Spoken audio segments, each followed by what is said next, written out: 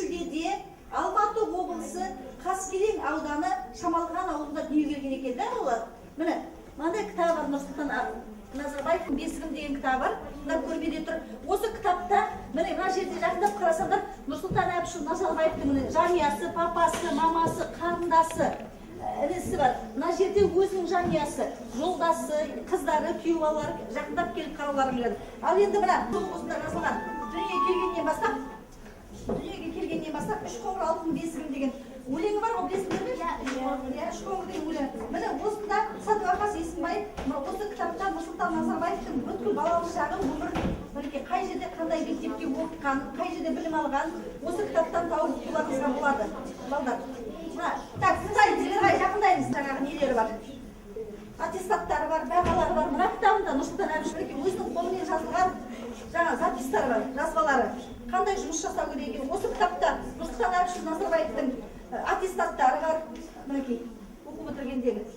Қандай бағалары, қай пәннен қандай бағалары бар екен. Осы кітапта, арт жақтағы бар плаштекшілері қайда екен, 67 жылы ол кісінің Жасылан комитетінің білім басшылары.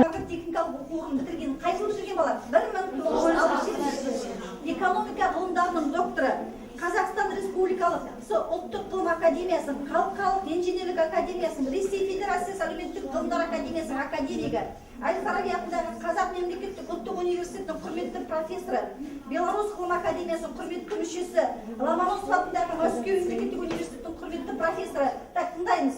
1969 жылдары Қарағанды металлургия зауытында жұмыс жасаған. 1969-73 жылдары Қарағанды облысы Теміртау қаласындағы партия комсомол жұмыстарында жауапты қызметтер атқарады. 1973-77 жылдары Кармет комбинаттың партком хатшысы Қарағанды металлургия комбинатында еңбек жолын сонда бастаған. 1977-79 жылдары Қарағанды облыстық партия комитетінің хатшысы, екінші хатшысы. 1979-84 жылдары Қазақстан орталық комитетінің хатшысы, 84-89 жылдары Қазақстан министрлер кеңесінің төрағасы, 89-91 жылдары Қазақстан орталық комитетінің бірінші хатшысы, 90 жылғы ақпан-сәуір аралығында Қазақ КСР жоғары кеңесінің төрағасы болды. 90 жылдың сәуірінде Қазақстан Республикасының президенті болды. 91 жылдың 1 желтоқсанда тұңғыш рет Қазақстан президентінің жалпы ұлттық сайлау өтті, да, балалар? 91 жыл 1 желтоқсанда сайлау нәтижесінде Нұрсұлтан Әбішұлы Назарбаев басым дауыспен 98,7% жеңіске жетті. 1995 жылдың 29 сәуірінде жалпы халықтық референдум нәтижесінде Қазақстан Республикасы президенті Назарбаевтың өкілеттілігі 2000 жылға дейін ұзартылды.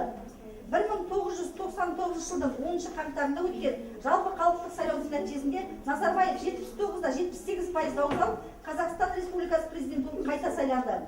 2005 жылдың 4 желтоқсанда сайлаушылардың 91,5% дауысын алып Қазақстан Республикасының президенті болып қайта сайланды. 2010 жылы 14 маусымда Қазақстан Республикасының кейбір конституциялық заңдарына Қазақстан Республикасы тұңғыш президенттің елбасының қызметін қамтамасыз ету саласында заңнаманы жеткізу мәселелері бойынша өзгерістер мен толықтырулар енгізу туралы номер 290 түсті ме бәрі? Кіммен таныса айтып жатырмыз? Кімнің өмір жолымен? Міне мен сіздер үшін қандай көрмейді тұрмын. Тарихтың өзі таңдаған тұлға деп. Міне осы көрмеден Нұрсұлтан Әбішұлы Назарбаевтың барлық өмір жолын осы кезге дейін тәуелсіз Қазақстанның қандай жетістіктері бар, осы көрмелердегі кітаптардан келіп алып оқуларыңызға болады. Мына жерде мен сіздерге қайталап түсіндіріп айтамын. Осы жерде Нұрсұлтан Әбішұлы Назарбаевтың жас кезінен бастап өмірге келгеннен бастап, міне күні бүгінге дейінгі өмірі осы нысан көрмесіне алып оқуларыңызға болады. Арт жақта шуламай-ақ қояйық. Шуламай-ақ.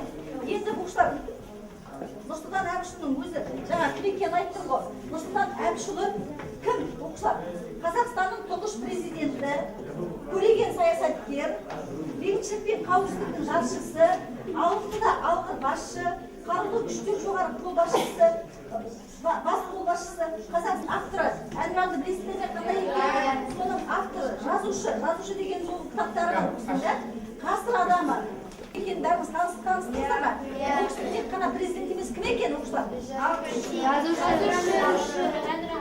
Авторы, көреген басшы, қарулы бас қолбасшысы, ғасыр адамы, да? Келістік қой. Енді сіздер қандай мәлімет білесіздер Нұрсұлтан Назарбаевтың? қызы кім? Өзіңіз тану өзін-өзі тану пәні бізде қазір оқып жатырмыздар, соғыстың басшылығымен шыққан. Өзін-өзі тану пәні не береді бізге оқушылар? Құндылықтар, адами құндылықтарды бойымызға сіңіреміз да. Міне мына жерде Нұрсұлтан Әбішұлы Назарбаевтың жанұясы. Әбішұлы Назарбаевтың неше қызы бар екен? 2 қызы бар. 3 қызы бар. Нариға, Әлия, Динара деген да. 3 қызы бар. 2 баласы болды да. Мектеп жағында миллион кетті. Енді мынакей Нұрсұлтан Әбішұлы Назарбаевтың жан-жары Сара Назарбаева. Жан-жары. Енді мына суреттен көрсеңіздер.